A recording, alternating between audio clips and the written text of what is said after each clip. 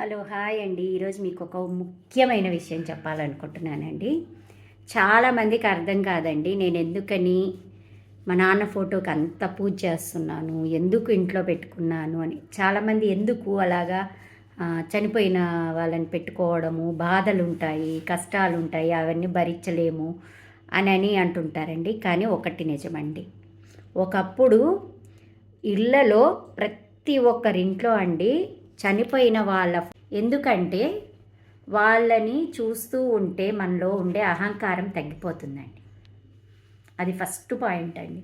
మనకి ఏదైనా గర్వం వచ్చినా మనం ఆ ఫోటో వైపు ఇంట్లో ఉండే మా నాన్న చెప్పేవాడండి. మా ఇంట్లో యేసుక్రీస్తు ఫోటో ఉండేదండి. నేను అడిగా, ఎందుకు మనము క్రిస్టియన్స్ కాదు కదా, మనం అందులో బ్రాహ్మణం కదా, ఎందుకు పెట్టావు ఆయన ఫోటో అని ఒకరోజు అడిగానే. అడిగితే ఆయన ఒకే మాట చెప్పాడు, ఆయన దయా కరుణ హృదయం కలవాడు, ఆయన త్యాగమూర్తి, అందుకని మనం ఆయన వైపు చూసినప్పుడు మనలో ఆ దయా కరుణ అనేది గుర్తొస్తుంది అని చెప్పేవాడు అనమాట. అప్పుడు నాకు అంటే మనం ఫోటోలు ఎందుకు పెట్టుకుంటామంటే అవి చూస్తే మనకు ఆ గుణాలు అలవడతాయి అని, వాళ్ళ గుణాలు. అదండి ముఖ్య ఉద్దేశం. పితృదేవతలు ఎందుకు పెట్టుకోవాలంటే వాళ్ళు మనకు ఏదన్నా తిరిగిన ఆపదలు ఉంటే, అంటే ఆరోగ్య సమస్యలు రావండి.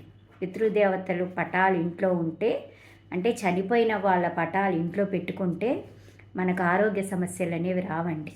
మీరు గమనించండి, ఆరోగ్యానికి వాళ్ళు రక్ష చూపిస్తారండి.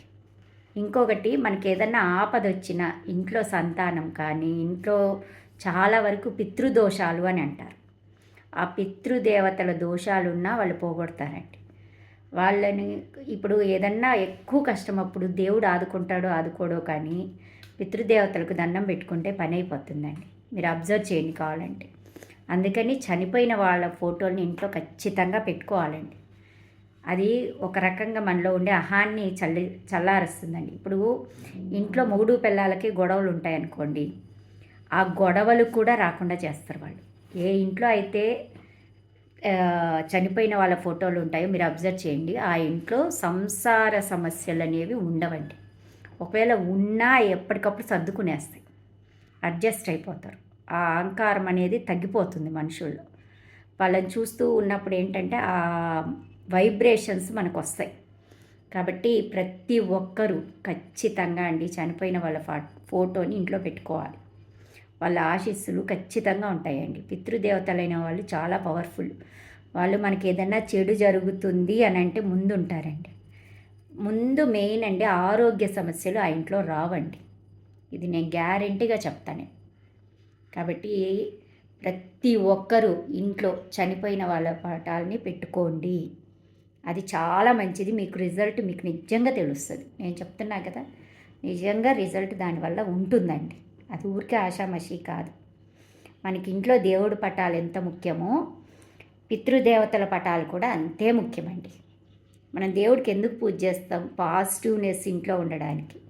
ఎలాంటి కీడు మన చుట్టుపక్కల మన నరఘోష అంటారు కదా, అది కూడా ఉండదండి పితృదేవతల పటాలు ఇంట్లో ఉంటాయి. వాళ్ళు దేన్ని ఇంట్లోకి రానియరండి. ఫస్ట్ పాయింట్, చెడుని ఇంట్లోకి రానియరు. దిష్టి ఉండదు, నరఘోష ఉండదు. ఇంకొకటి, ఏదన్నా కీడు ఉంటుందండి. ఇప్పుడు ఒక వీధిలో ఎవరన్నా చనిపోయినా ఏదన్నా అయినా ఆ కీడు ఆ వీధిలో ఉంటుందండి. మన చుట్టుపక్కల ఇళ్ళలో కానీ ఏదైనా చెడు జరిగినా ఆ నెగిటివ్నెస్ అనేది మన మీద పడే అవకాశం ఎక్కువ ఉంటుంది. ఎందుకంటే మనం తిరుగుతూ ఉంటాం, వాళ్ళని తాకుతూ ఉంటాం, తిరుగుతూ ఉంటాము, వాళ్ళు చనిపోయింది చూస్తామని. ఆ కీడులన్నీ వీళ్ళు మన ఇంట్లోకి రానియకుండా చూస్తారండి. అది మాత్రం గ్యారెంటీ అండి, నేను చెప్తున్నాను ఖచ్చితంగా అండి. దానివల్ల రిజల్ట్ చాలా ఉంటుందండి. మన వరకు ఏ కీడును రానియరనమాట. మన ఇంట్లోకి ఎలాంటి నెగిటివ్ వైబ్రేషన్స్ రానివ్వరు. చెడు రాదు మన ఇంట్లోకి. ఈ దుష్టశక్తులు కానీ, గాలులు కానీ, లేకుంటే ఏదైనా చెడు కీడు కానీ, నరగోష్ట కానీ, కుళ్ళుకునే వాళ్ళకు మన మీద కుళ్ళు అనేది ఉంటుందండి చాలామందికి. ఆ కుళ్ళు కూడా మన మీద పడనీయకుండా చేస్తారండి ఈ పితృదేవతలు అనేవాళ్ళు. వీళ్ళు చాలా పవర్ఫుల్ అండి. నేను చెప్తున్నాను, దయచేసి వాళ్ళని స్మరించుకోవడం ఎంత గొప్పదంటే దానివల్ల మనకు చాలా ప్రశాంతత దొరుకుతుంది జీవితంలో. వాస్తవానికి దగ్గరగా ఉంటాము, మనలో ఉండే అహంకారం తగ్గిపోతుంది. ఎప్పుడైతే అహంకారం తగ్గిపోతుందో మనలో నిజాయితీ పెరుగుతుందండి. కరుణ, దయ ఇవన్నీ పెరుగుతాయి.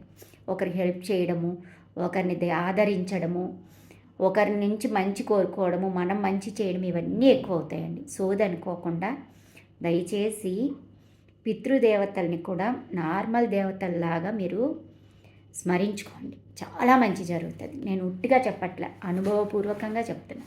సరేనా?